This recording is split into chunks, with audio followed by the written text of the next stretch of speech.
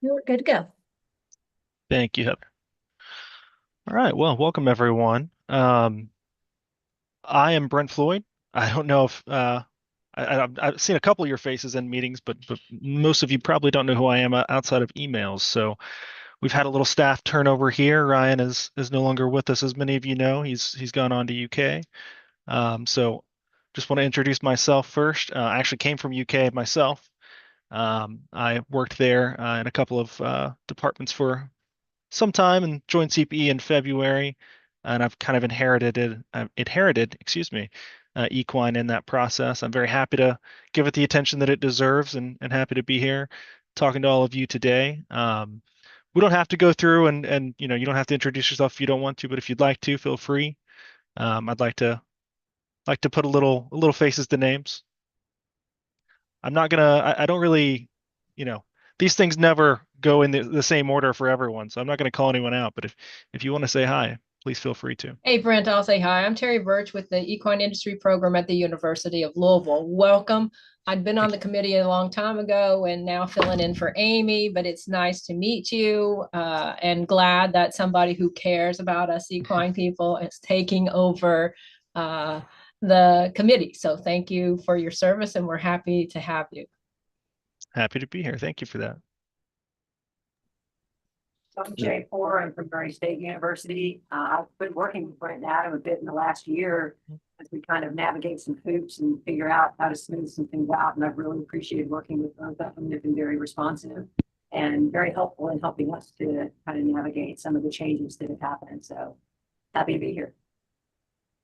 Yeah, thanks, Shay. Hi, Brent. I'm Remy Belloc. I'm with BCTC Equine, and nice to meet you. Nice to meet you. Hey Brent, Dan Strong with WKU. Glad to be here. Thanks, Dan. Brent, this is Leslie Oliver. I'm with the University of Kentucky College of Ag Food and Environment. Thank you, Leslie. Hey Brent, this Hi, is Brent. Ken I'm Katie Andrews. Kaufman with Morehead State University. This is Ken Andrews with Morehead State University as well. Thank you, Katie and Ken. All right. I think, if I'm not mistaken, trying to scroll through, I don't think we quite got everyone there, but there's a lot of names. Hey, I have a tiny window. hey, Brent, this is Dixie Kendall. I'm with BCTC Equine. Apologize, I'm calling in. I got a horse with a abscess we're dealing with, so I'm on my phone. Oh, But by all means, that takes precedent. Um, a little more introduction. So, Adam, I think you've probably met some of these people in the past, but if not, um, Adam, basically here more as a backup than anything, just in case I forget anything or need anything like that. Adam, you want to say hi? Yeah, hey everybody. Happy to be here. Like Brent said, I'll mostly kind of be in the background or supporting our work here with the equine program. So, if you have any questions, of course, Brent's your primary point of contact, but I'm also here. And just in terms of who I am, I guess I should probably share that as well. I'm the associate director in the same unit as Brent, so finance, policy, and program. So, feel free to reach out if you need anything, and looking forward to getting to know everybody. I think you all know Leslie, but go ahead. I think you may have been on the call last time I introduced myself. I'm Leslie Brown with the Admin Services Department. We are the people who are in the business of stuff. We get your contracts for you and we make your payments. Usually, I believe you deal with Claudette on the contract side, but I'm kind of in the background, just making sure all the money is flowing smoothly. And Heather is hiding in the background, but she has helped us set up this meeting, and she is wonderful as well. So I don't know, Heather, if you want to say anything or not, but you're welcome to. Um, but if not, I will move on. So I'm going to try to keep this relatively short. Like I said, I inherited this recently. I was not here for the last January meeting. Because of that, I just kind of want to touch base on what was gone over last time. I watched the entire meeting. We don't need to spend, hours discussing it or anything, but I just want to make sure that we're on the same page of what was discussed. So first action here, we're gonna call to order. I'm not gonna go through names or anything. This isn't that formal. This is an open meeting and it is being recorded, but this is one of the less formal committees that we have. Um, so we've done the introduction already. and then that prior meeting business. Again, I just want to touch base. So I took some notes when I was reviewing the recorded meeting, and the three primary sticking points that were gone over were the inclusion of BCTC. It was relatively recent at the time. In fact, the contract hadn't even been completed yet. There were approvals of distributions from the trust fund, and then there were some program guidelines revisions. Does that sound correct to everyone? Anything major missing? Okay. Hearing nothing, I'm going to assume that that was correct. So I just wanted to make sure I didn't miss anything while I was going over that. So moving on to the actual business of the day. The first thing we're going to go over is some more program guidelines, guideline revisions. So you've seen some emails from me coming through about a few things. I'm going to go ahead and pull up the revisions that we are suggesting today.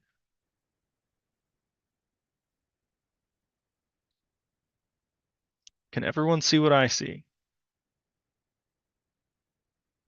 Okay. I'm going to move my agenda down here so I can keep on track.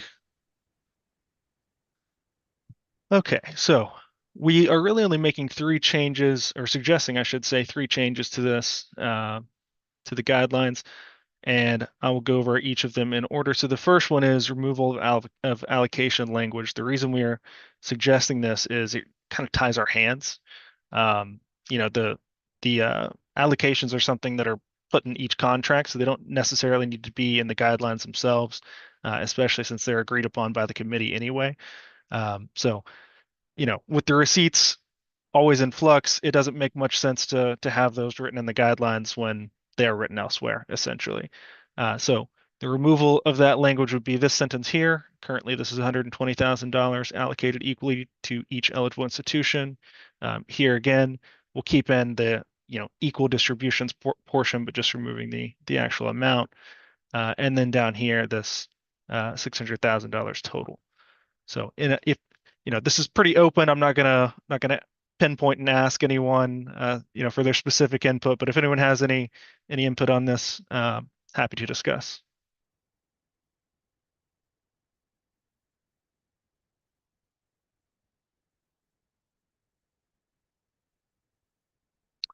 Okay, so I don't have any comments. We are going to get a little further into this meeting into a slight, I don't want to call it formalization, but more Adam used a good word earlier that I can't remember off the top of my head. What was that word, Adam? What was the word? Instead of formalization, you used a different word. It's a great question. Organized, I believe. Organized. Thank you. Thank you. We're trying to organize this a little better than it has been in the past. So we don't need to get into full on, I don't know if you know what Robert's rules are, but how typical legislative committees and things like that are ran. We don't need to necessarily go that route, but we do want to provide a little more structure to this committee just to make more sense to us. And then also, if Adam and I were to leave, we want to make more sense to whoever would fill in our own shoes, and as well for you lot, faculty move from time to time, and if your replacement comes in, we want them to have an idea of how this is ran as well. So later on, we will get into some changes that what we think should be done in terms of voting and things like that. But we don't have those rules in place yet. So for now, I'm just going to ask who was in favor of making this first change on the removal of the allocation language.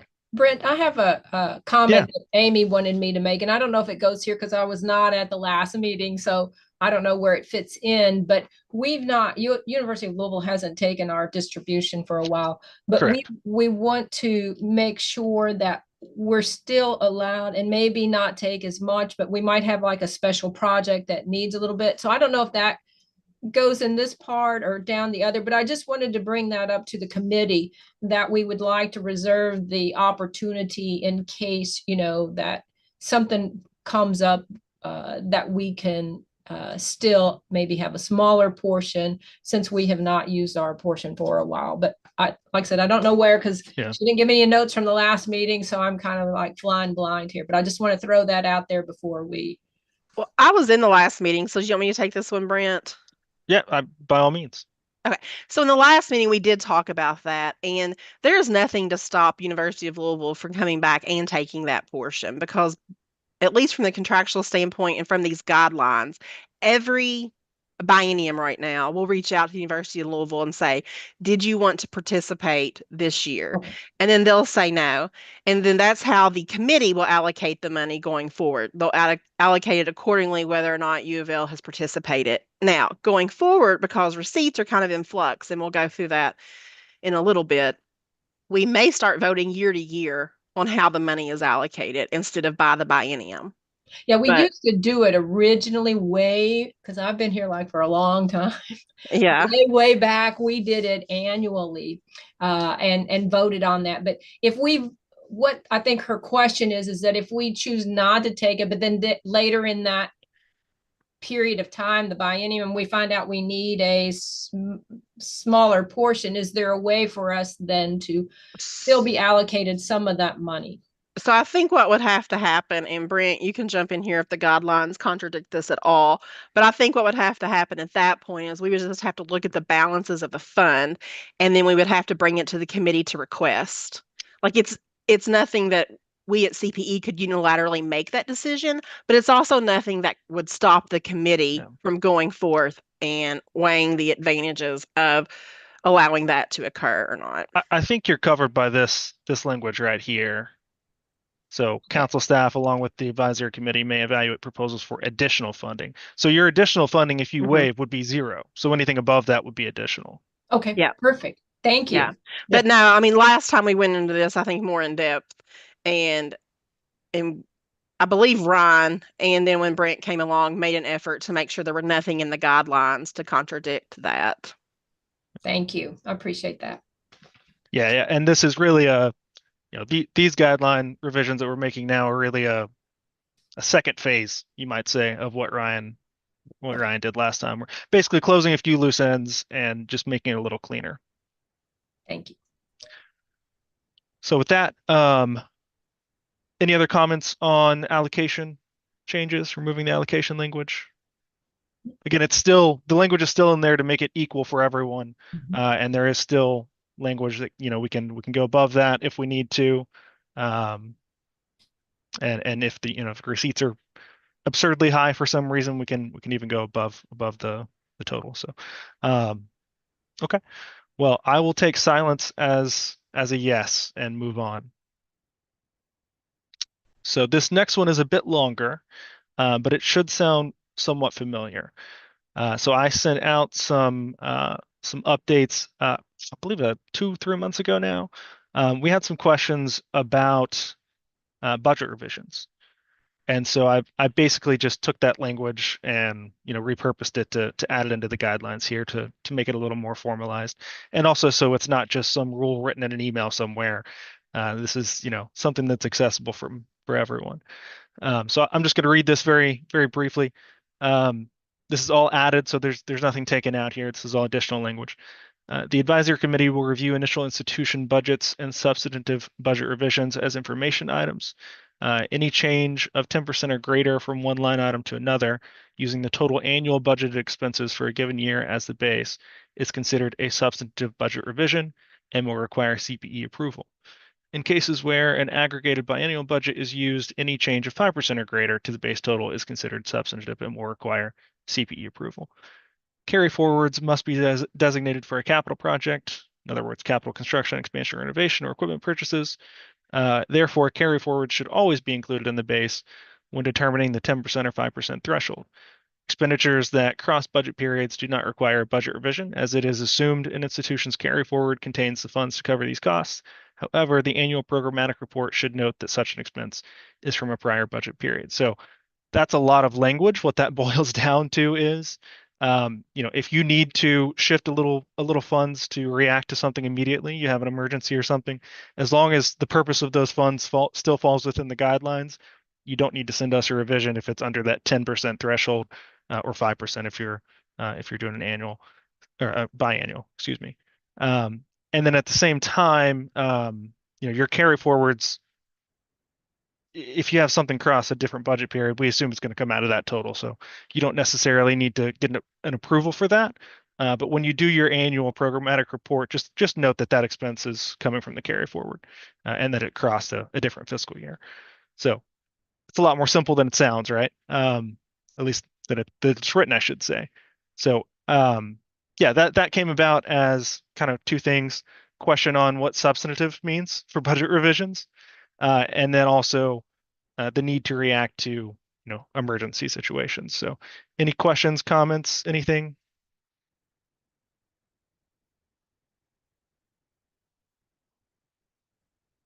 Okay.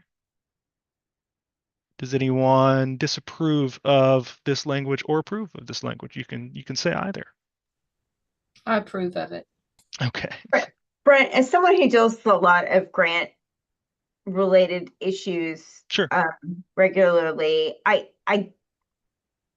don't, I guess I understand the 5%. I guess I don't know why you would choose the 5% when it's a biennial budget, why it still wouldn't be 10%. Especially if you're allowing the carry forward to be included in that base. And that would make it simpler for us to manage. Yeah. Just that's just my personal 2 cents.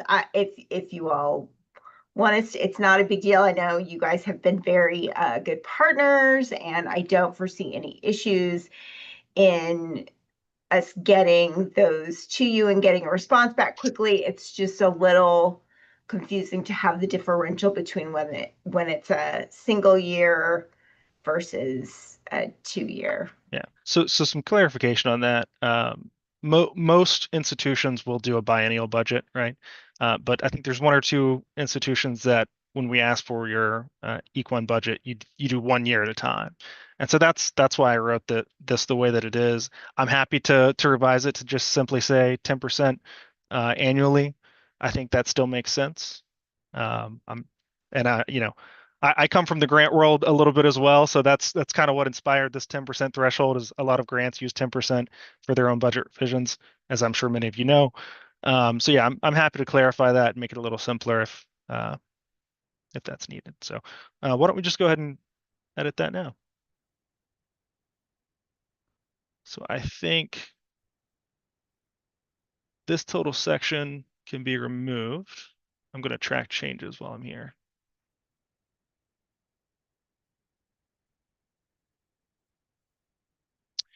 And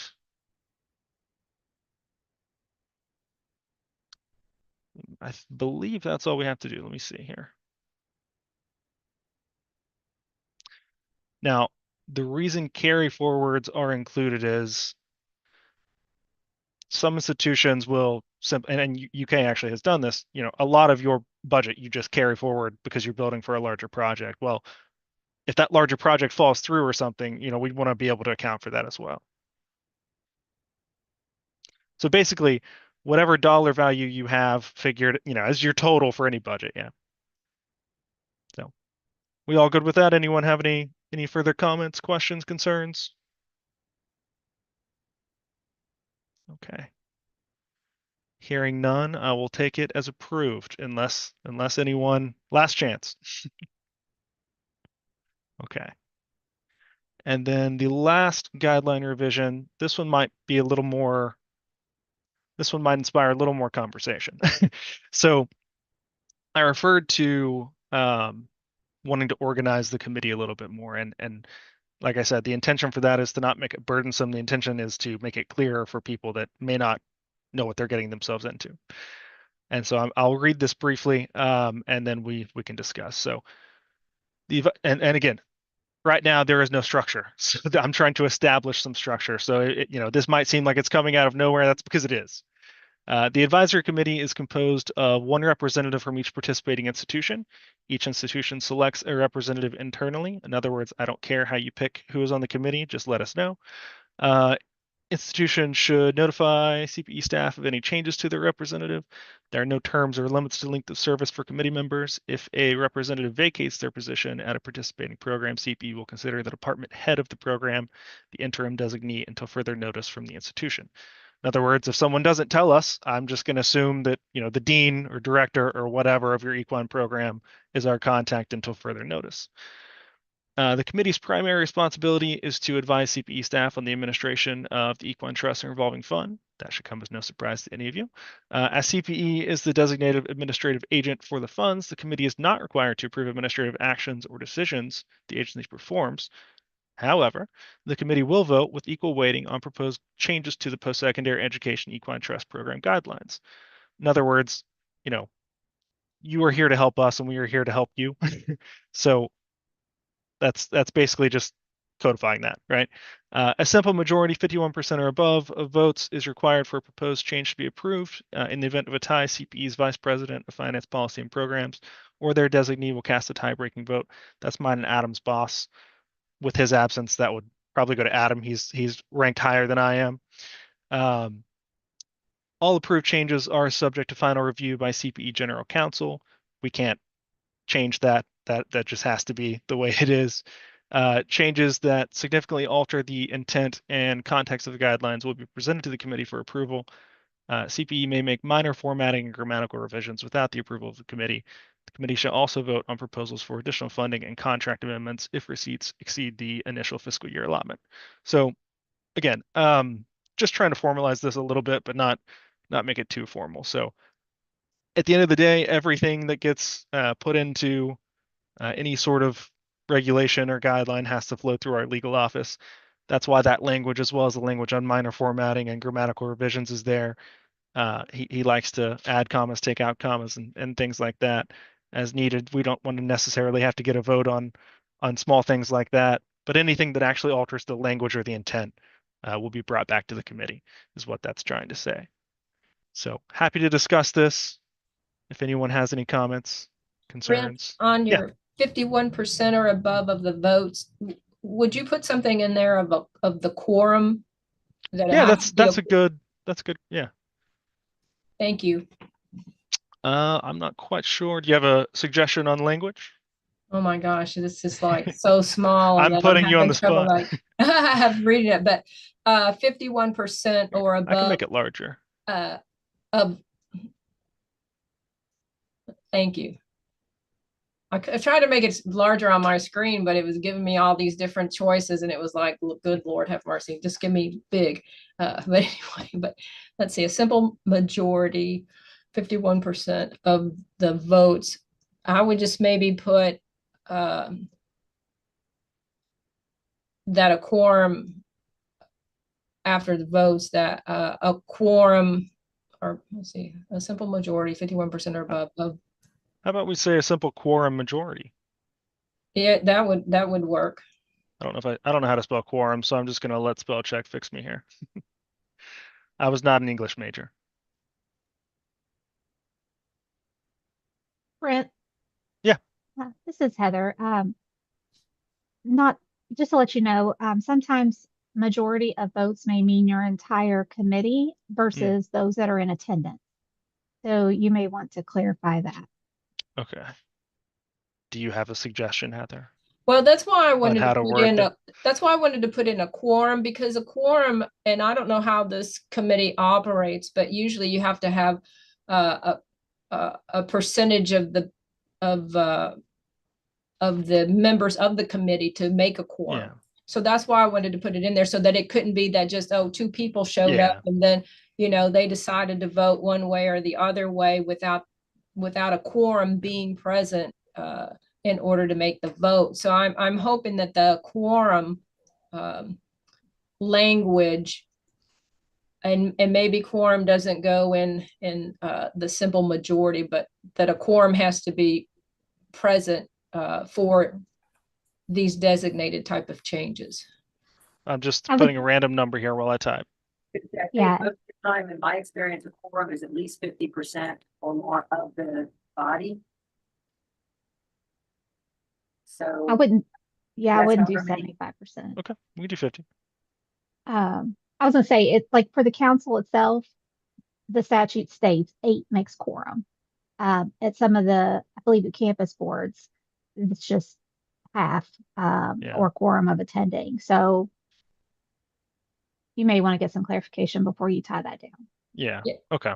I would do that because I think that, because it's really we're approving the financial wherewithal of capital improvements that, if something major and there's not, and I'm not sure how many people really to put in there, but I think we need, more than just a few of the members, but it doesn't have to be everyone, but just whatever we're going to make as our quorum. I think that is a standard that needs to be stated, and we have to use that, because all the other committees and all the other organizations I've worked with, they all had a different quantity for their quorum. It wasn't a standard kind of thing, and it was a percentage probably of when it first was initiated of how many people were on the original committee. But like I said, they're all a little bit different. But I think that we need to have a X number. And legal counsel would be a great start for that. Yeah, I agree. Yeah, 8 would be impossible. We would never meet quorum. This is a small committee. I think 50%, if that's okay with Travis, our legal counsel, I think that's where we have to go with it. I don't know why I didn't think of adding this. I've been on tons of committees before. It just totally slipped my mind. So we're here now. I'm glad we're talking about it. So I just added this. I put a separate sentence here. A quorum of 50% of committee members is required to be in attendance to constitute an Equine Trust Fund Advisory Committee meeting. I think that's short and sweet. I'm not sure if others agree or not. Sound good? Okay. So yeah, this is one of those sections that so I just full disclosure, I did send this to our legal counsel before this meeting, just to see if he could get back to us beforehand. He was unable to, so I'll send these changes to him and see basically what he says. I think a good plan, if he comes back and says, we got to make a couple tweaks here and there, these are not approved yet, right? And they're not approved until all of us approve them as well as him. We could probably get away with just sending it out and asking for everyone to vote on it without collectively meeting again. I don't think we would be able to do that after these are approved, because then we No, would you have to cannot. actually do a meeting. Yeah. Actually, you'll actually have to meet in Well, we order have to to. approve Okay. these Okay. with a public Okay. meeting. Sorry. I got you. No, that's okay. Okay. Well, then there's a chance then if there are any actual changes other than just grammar, that these don't get approved until the next time we meet, which could be, December or January. We'll talk about that in a little bit as well. But okay. Well, hopefully we don't have that.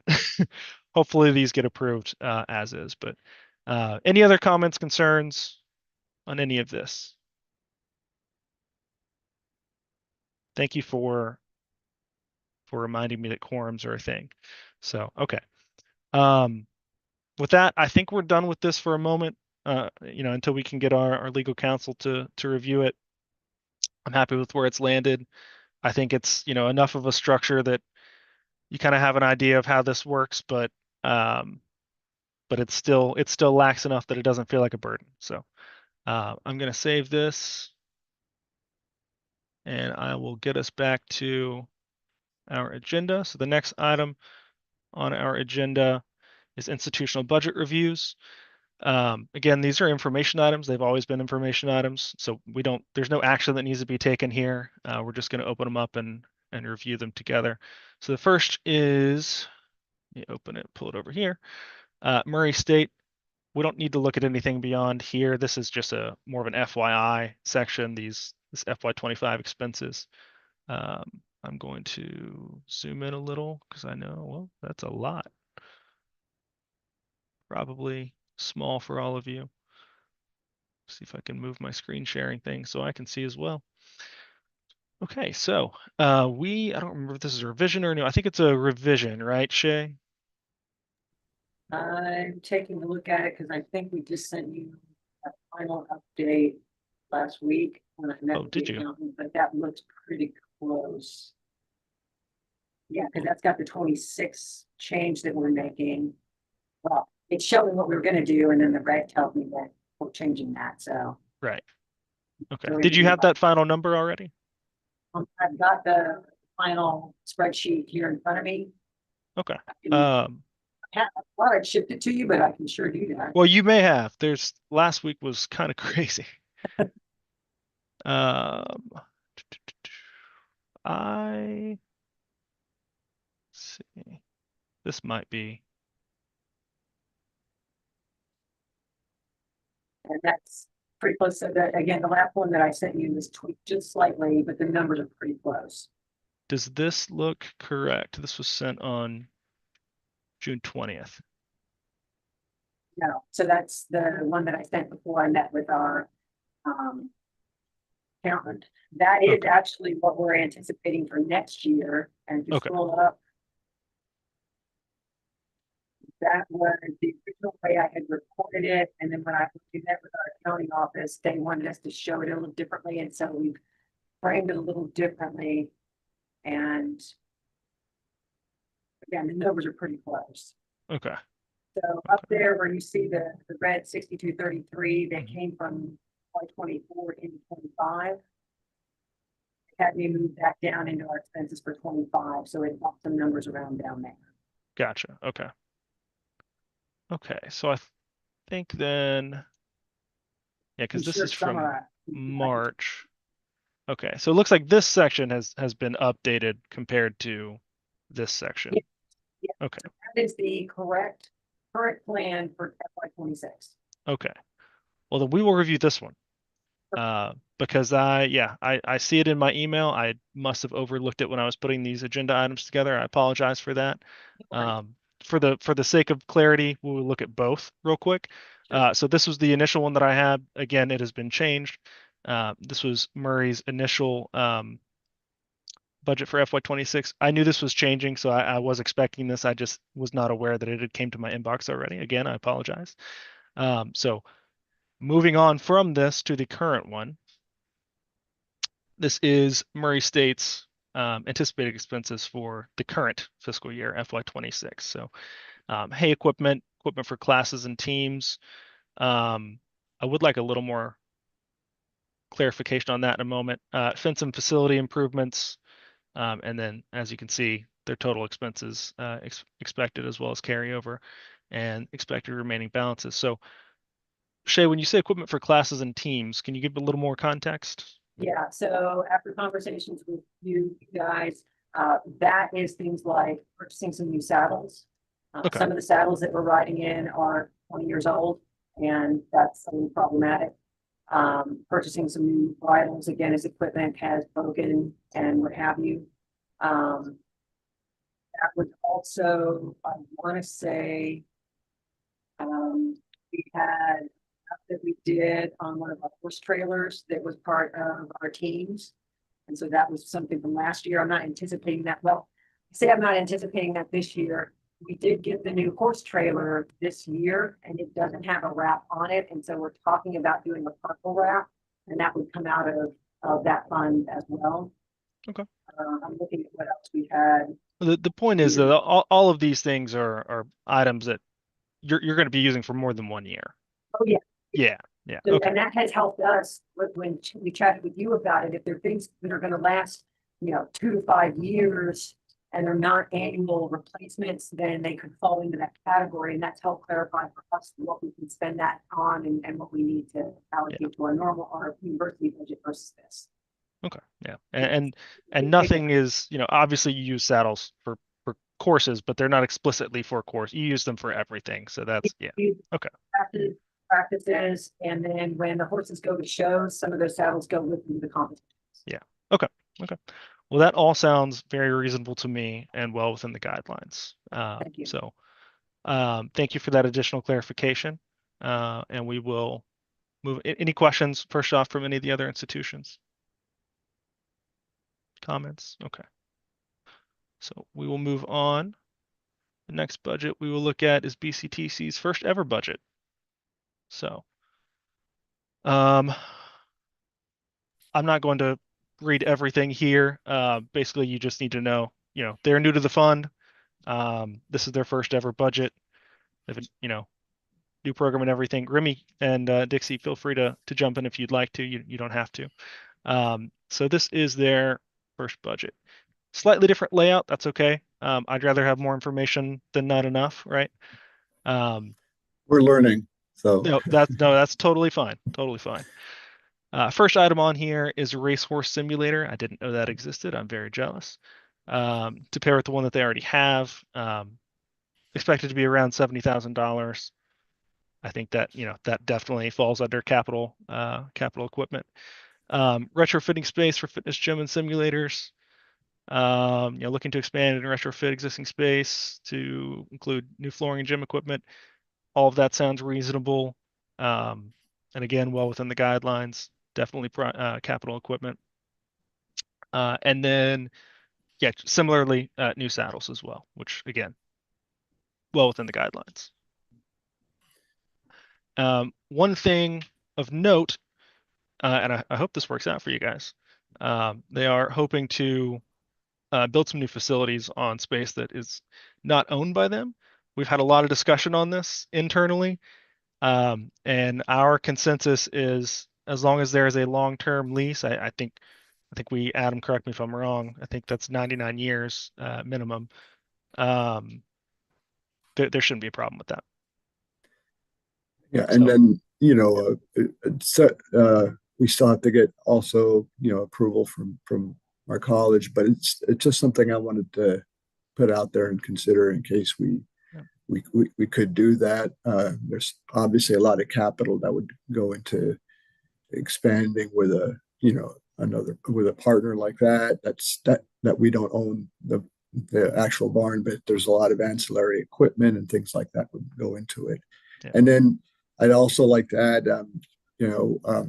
to everybody that Brent did point out that the carryovers aren't necessarily limited to 2 years; it could be longer. So, if before our next advisory committee meeting, because this is such a wonderful opportunity for us and of course everybody else to build on what we're doing, that if we do have the opportunity to carry forward for beyond 2 years and have a concrete plan in place for a different approach, for example, by the next advisory committee meeting, we will take a look at that as well. So we're in the process of evaluating what's going to be the best use of the funds for our program.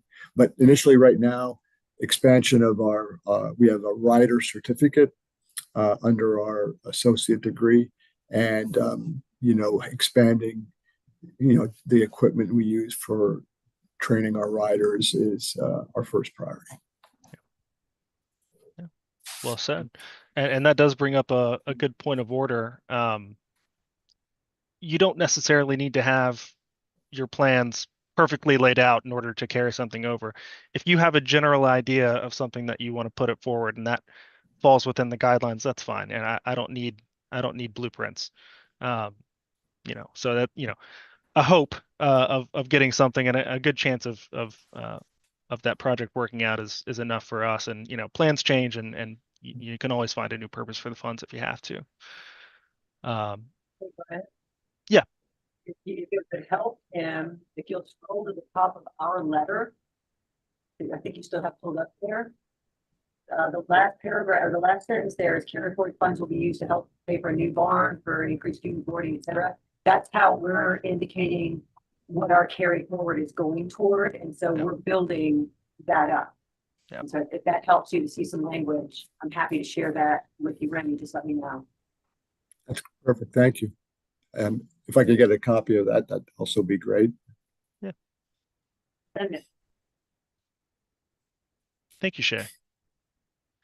But yeah, as you can see, they have no expenses because they're very new. So they will be carrying forward funds, as is the plan for now, in addition to the expenses that they have planned for. So looking forward to getting you guys on board and actually sending you some funds. So we will move on from there to WKU has a revised budget. This is from FY24 funds. Let's see. Not looked at this one in a minute, I will admit. So, yeah, they originally were planning on including a bathroom, but it turned out that the infrastructure for sewage just wasn't capable of doing that, at least at the time. So, they shifted those funds to install a new sand base for the outdoor slope riding pin, excuse me. Yes, okay. And so where are we? This is the original budget. You can see bathroom installation here, and that has been changed. So this is the updated FY24 budget, and then these are anticipated expenses for the upcoming, well, the current and the just ended fiscal year. So I've looked at this already. I think it all looks fine to me. I don't have any notes or questions really. It's all fairly straightforward and well within the guidelines. So any comments, concerns, questions from anyone? Not on this one, but for Remy, once you get your new Equicizer, are you inviting the committee to come and try it out? Yes, at your own risk. But yeah, no, absolutely. They're amazing pieces of equipment, and yeah, anytime, sure. Actually, what we should do is pool all of our money and buy a track and put in instant racing machines, and we'd solve all of our problems. I think that's a great idea, Remy. Terry, you can get the racing dates and the approvals from the commission, and yes, I could. Well, I love the camaraderie. Okay, well, moving on. So Equine Trust Program budget, I'm going to turn it over to Leslie, and then we'll get us closed out shortly afterwards. Leslie, do you need me to stop sharing? Yes, because I do have a document I need to share. Gotcha.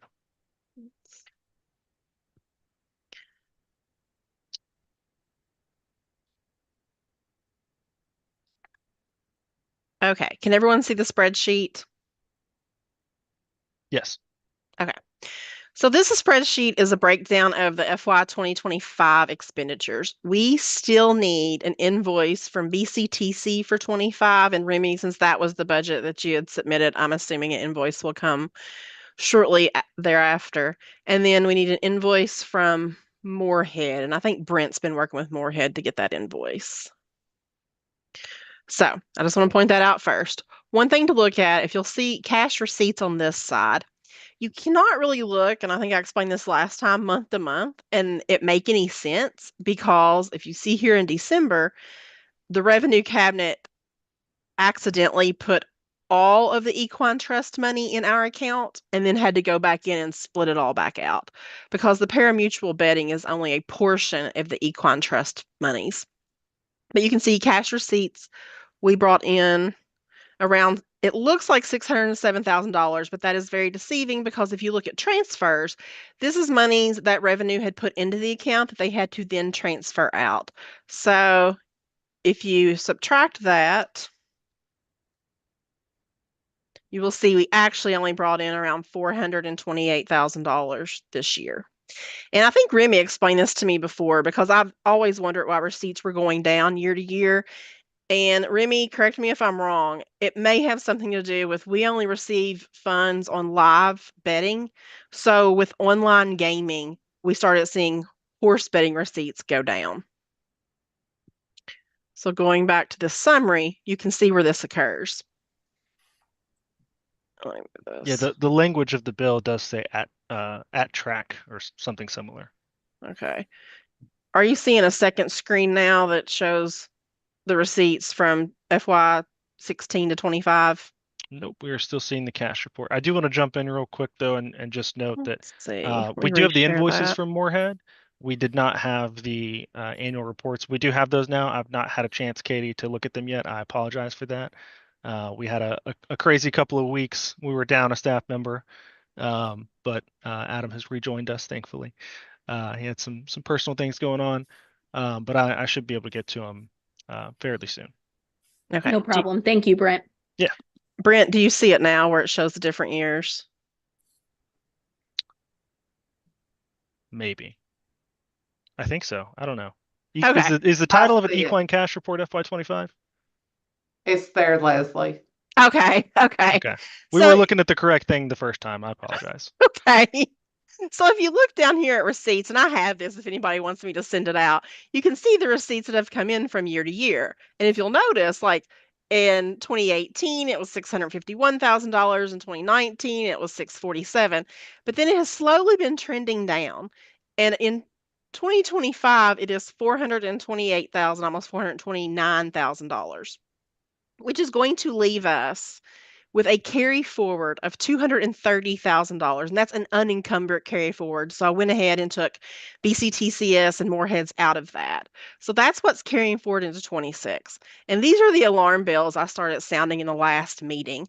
If this trend goes forward, and a lot of the reasons that the guideline language has changed around that $120,000 is that if we bring in around $430,000 this coming year in FY26, and we are able to pay out all the $120,000 encumbrances from the contract, we're going to have a carry forward going into FY27 of only $60,000, which means we could not support contracts in FY27 at that $120,000 mark. So that's why we started sounding the alarm bells a couple months ago, because we just want to make sure that all the programs are aware of the trends of these receipts and how they are trending down and what the lasting effects may have going forward. Well, So I and know- to add a little horror to that, if they don't fix the budget bill that just passed, they're going to penalize the big handicappers. And so you could even see a further decline in that unless they get that fixed. And I know that the Kentucky contingent is working on that, but if it doesn't get fixed, that's another thing that it could even be worse than what it is. Well, and I think it's also a question of the legislation.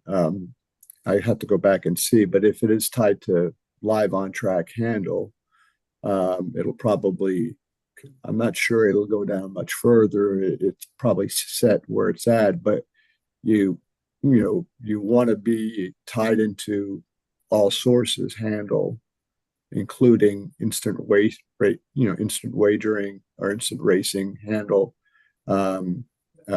because that would be more, a more, a fairer way of looking at total handle. Because what you lose on on-track handle probably goes into the instant racing. So It's been a minute since I looked. I think that there is a portion that comes to this fund, but it's capped. Right. Yeah.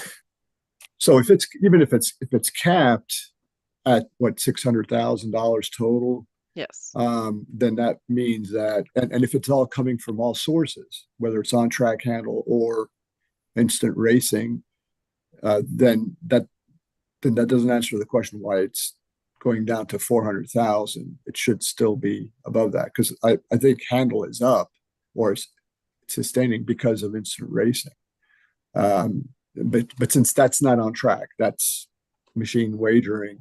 That's how we have to take a look at how it's specifically, defined.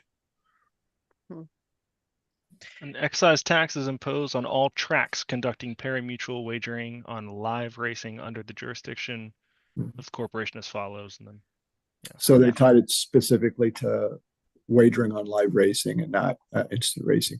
That's not the same language for the other portion of the legislation, is it? As far as the program funding part, that is a good question. I don't think so, Terry. You probably. It's not. No, it's not. It's just for this trust fund. It's for the trust fund. Yes. Okay. Oh, well, actually,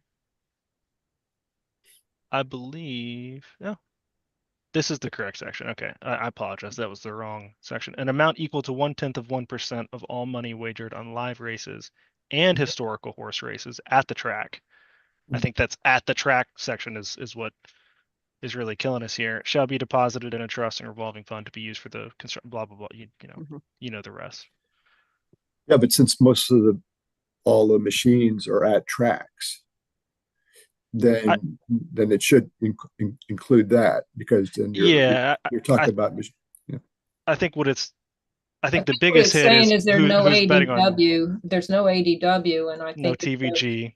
Right. if they're wagering intertrack, I don't know if that Oh, right. Yeah. will cover that, because it has to be a live race meet. So if you're betting Ellis at Churchill, then your money's not counted, because I think, and it's been a long time since I've looked at that and talked about that, but I think that's why you're seeing that, that, because that was the only thing that really makes sense.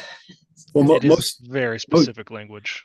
Most of the handle in Kentucky is going to be on off track, not live. And if we have a portion of the off track wagering and historical wagering, then that's a true reflection of the total amount of revenue coming into the state. I'd have to go back and take a look at it and see, but that's probably what the reason why we've seen it go down from 600 to 400,000. Yep.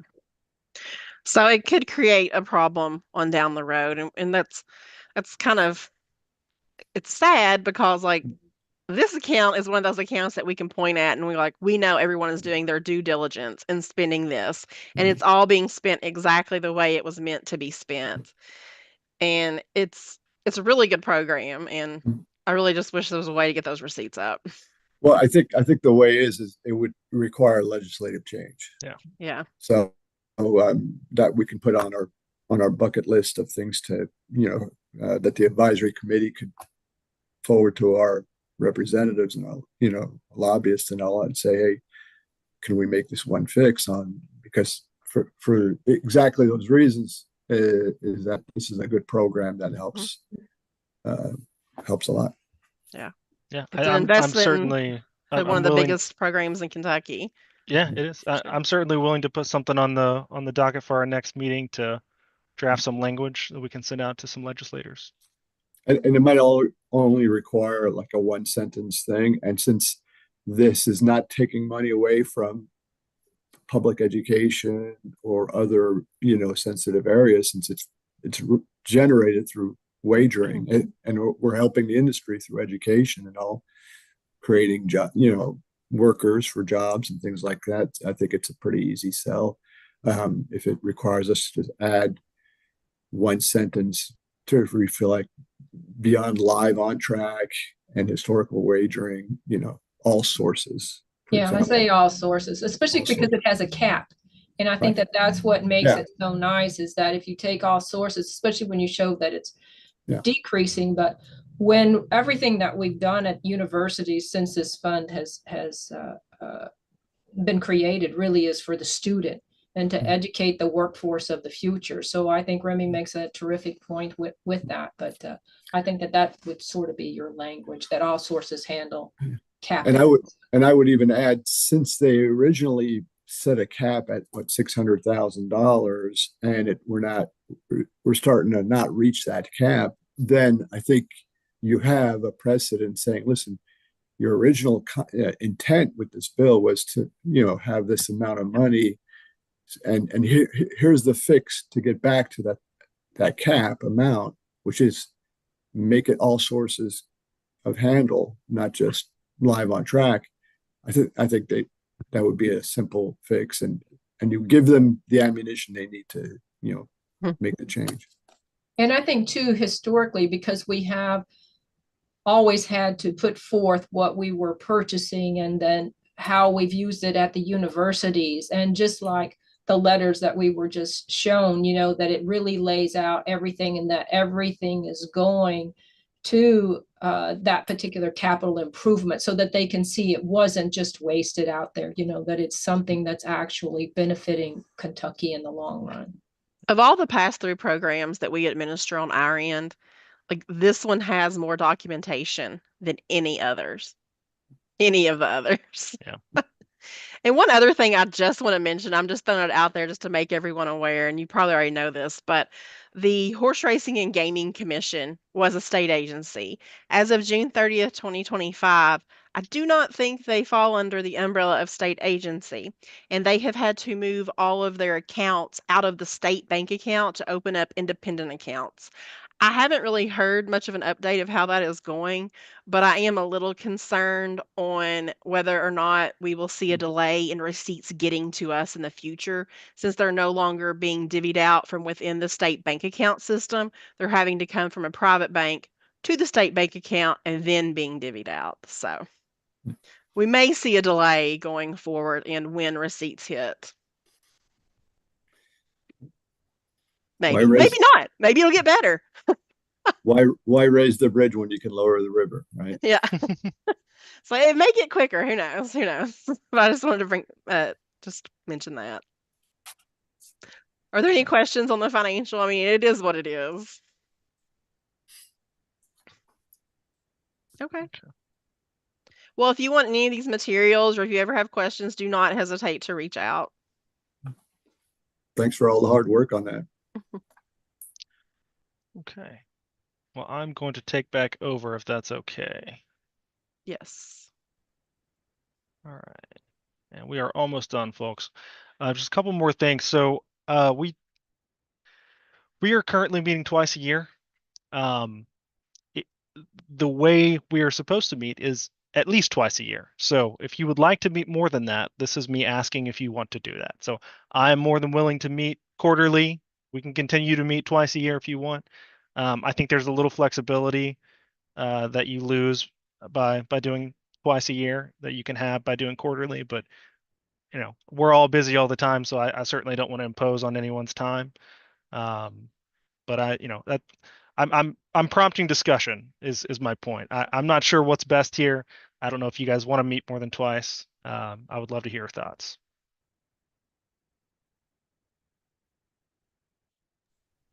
Well, my thought is that twice a year has worked really well. And then if we need an extra meeting, I think that that's something that we could just add to. And I think that that's why it was written at least twice a year, because like if there's say we should need money, one time, and then we put forth our stuff and then send it to you, and then we would have a third meeting throughout the year, and any other university would do the same. But unless there's like a crisis with even less money coming into the fund that Leslie has so nicely brought forward to us, and maybe that we need to brainstorm a little bit on wording for a bill or something like that, I don't know. I feel good about the twice a year, especially since I'm only filling in today. But I've always loved this committee because it always seems like it very productive, and we always get a lot of things done with the twice a year. Maybe the problem is not remembering what we did 6 months before, to yeah. do. That's my I do intend on having a prior business meeting for each section just to remind ourselves each meeting. But you raise a good point. We can always do a special session if we need to. I would agree. As long as there's an ability between meetings, if something comes up and we want to maybe amend our budget request in one way or the other, so as long as we can do that, because things pop up between meetings. I think 2 meetings a year is fine. Well, with the budget request specifically, since it's just an information item for the committee, as long as it gets sent to us, in a prompt manner, we're fine to hold it and look at it and proverbially sign off on it, and then discuss it at the next meeting. So that's totally fine. I think twice a year is good, especially when you guys have been so responsive when I've had questions in between everything, that I don't know that another meeting is necessary. And I think, we don't all necessarily communicate with each other regularly outside the committee, but every once in a while I'll hear from somebody who's like, hey, how would you handle this kind of thing? Yeah. And so I think we're doing that in the background anyway. Okay. So I think twice a year with the option or more is good. Okay. So we'll keep it as it is. I do want to ask this though. So the last meeting was in January, and then we're meeting obviously right now in July. I think before then they had been a lot more sporadic. So are there any months that work best for any of you? I know every month has its own specific challenges, so none of them are really ideal. Um, but if there are no preferences, I think we're fine with sticking with January and July. I think that's, right after the holidays is a good time to meet, and then right after the end of the fiscal year, I think is a good time to meet. But if anyone else has any suggestions, happy to hear them. Okay. One final thing. Obviously, we just, well, they're not finalized yet, but we're trying to make some changes to have a little more organization here. So with that in mind, once we get this language finalized, I will obviously, if there are any major changes, we'll have to bring them back to you guys. But if there are not, they'll be finalized as we've written them, hopefully. We can, I will send those out if they are finalized, and ask for basically your name from each institution on your sole representative. Obviously, whoever wants to join from each institution is more than welcome to join, but collectively you will have one voice. And so I would like to publish that list on our website. If there are any objections to that, please let me know. But I think it'd be nice, especially because this is one of the smaller programs that we have going on. I think it'd be nice to have a little recognition on the website. Thank you. Okay. Well, let's plan on that.